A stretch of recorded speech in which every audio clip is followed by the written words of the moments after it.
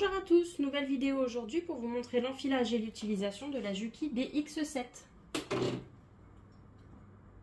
Je vais tout d'abord vous montrer comment faire une canette. Donc on vient positionner sa bobine ici et on va venir suivre les flèches en pointillés. Donc le premier passage se fait comme ceci. Je viens ensuite passer mon fil devant puis derrière ma tension. Je passe mon fil dans le guide-fil juste ici. Puis je viens faire ma canette. Vous avez ici dans les canettes un petit trou. Il suffit de passer son fil à l'intérieur du petit trou en passant bien de l'intérieur vers l'extérieur. Je pose ma canette sur mon dévidoir à canette. Puis j'enclenche cette petite patte.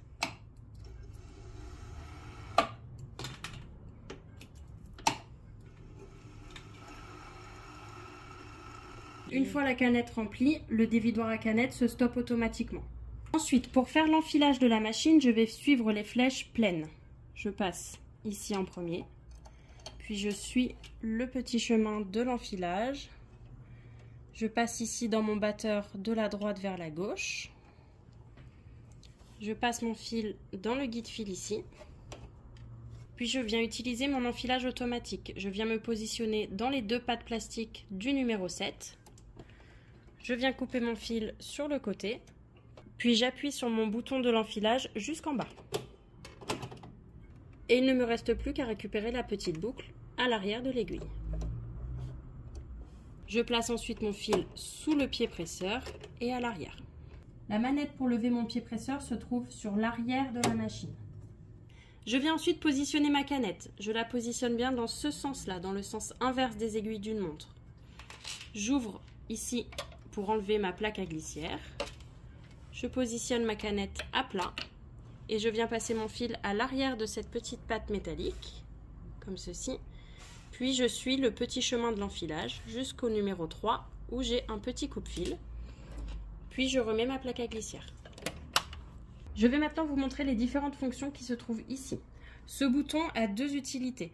Premièrement, visuel. Quand il est vert, c'est que je suis prête à piquer. Et quand il est rouge, c'est que mon pied presseur est levé. Et la deuxième utilisation de ce bouton, c'est que je peux piquer sans la pédale. Donc il me suffit de débrancher ma pédale et d'appuyer sur le bouton. Si je veux arrêter ma machine, il me suffit de rappuyer sur le bouton. Ce bouton-là nous sert à faire le point d'arrêt, que je maintiens appuyé le nombre de points que je veux que ma machine fasse en arrière. Ce bouton-là sert au point de renfort. Donc la machine fait du surplace. Ici, j'ai mon variateur de vitesse, si je veux que ma machine aille plus ou moins rapidement. Ici, j'ai mon coupe-fil. Ce bouton me sert à faire du demi-point par demi-point, si je veux être précise, arriver à la fin de mon travail. Et ce bouton me sert à lever le pied presseur de façon électronique. Il faut savoir que si j'utilise ma levée de pied presseur automatique, ma manette à l'arrière pour lever le pied presseur ne fonctionne plus. Donc on va venir lever le pied presseur soit manuellement, soit de façon automatique, ou sinon nous avons aussi la genouillère. Je viens positionner comme ceci. Et il me suffit, avec mon genou, de pousser pour lever le pied presseur.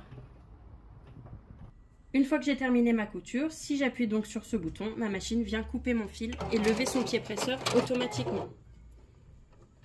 Quand j'allume ma machine, elle se place automatiquement sur le point droit.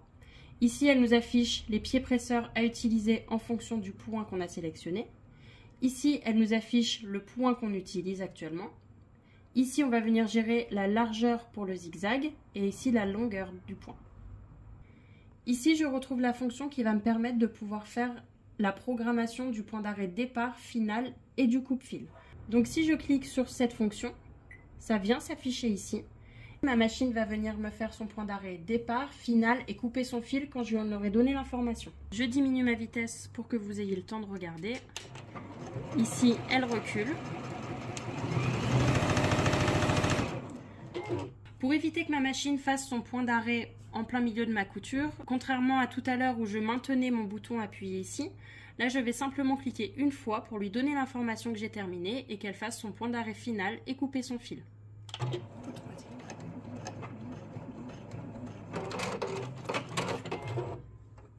Si je reclique une seconde fois sur ce bouton, ma machine sera en programmation de point de renfort en début et fin de couture. Et si je ne souhaite pas les programmations, je reclique encore une fois et c'est retiré ici. Si je veux sélectionner mon zigzag, je clique sur le point numéro 4 et je peux ici modifier ma largeur jusqu'à 7 et également modifier ma longueur, ce qui est valable également en point droit. Ici, nous avons le panel de différents points que la machine peut faire. Pour sélectionner les points, on repère ici qu'on a plusieurs catégories qui sont en rose, celle-ci et celle-ci, qu'on va venir retrouver ici sur notre pavé tactile.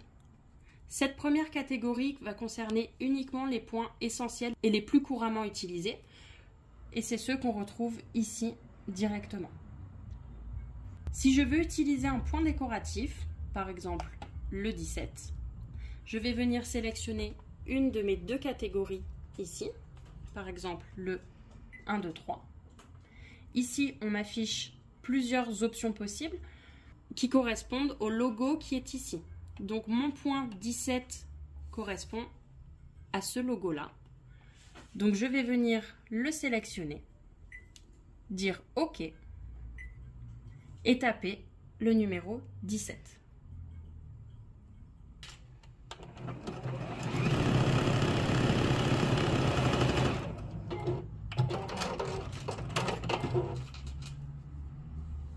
Voici mon point décoratif. Quand je fais la sélection de ma catégorie au départ, je peux sélectionner le 1, 2, 3 ou le ABC. La différence entre les deux, c'est qu'en choisissant la catégorie 1, 2, 3, mon motif sera répété de façon indéfinie. Si je choisis le ABC, mon motif sera effectué qu'une seule fois. Si je veux écrire un prénom par exemple, je vais venir dans ma catégorie ABC. Je vais venir choisir l'écriture qui me plaît. Pour écrire un prénom, on voit ici que j'ai les alphabets, comme sur les anciens téléphones. Donc si je veux écrire par exemple Alice, je vais cliquer une fois sur le numéro 2, 3 fois sur le 5, et ainsi de suite.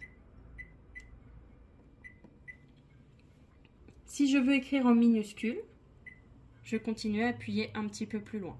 Et si jamais je veux effacer parce que j'ai fait une erreur, je clique sur le C.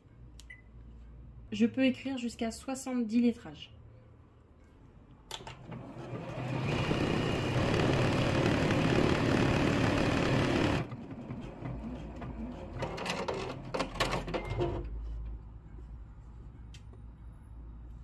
Il nous suffira juste de venir couper les petits fils entre les lettres.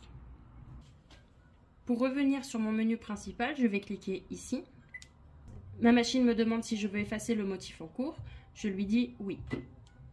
J'espère que cette vidéo vous aura plu. N'hésitez pas à nous laisser un petit commentaire si vous avez des questions. Vous pouvez retrouver cette machine sur notre site internet www.apacouture.com. Pensez à vous abonner, à nous laisser un petit like et je vous dis à très bientôt pour une prochaine vidéo.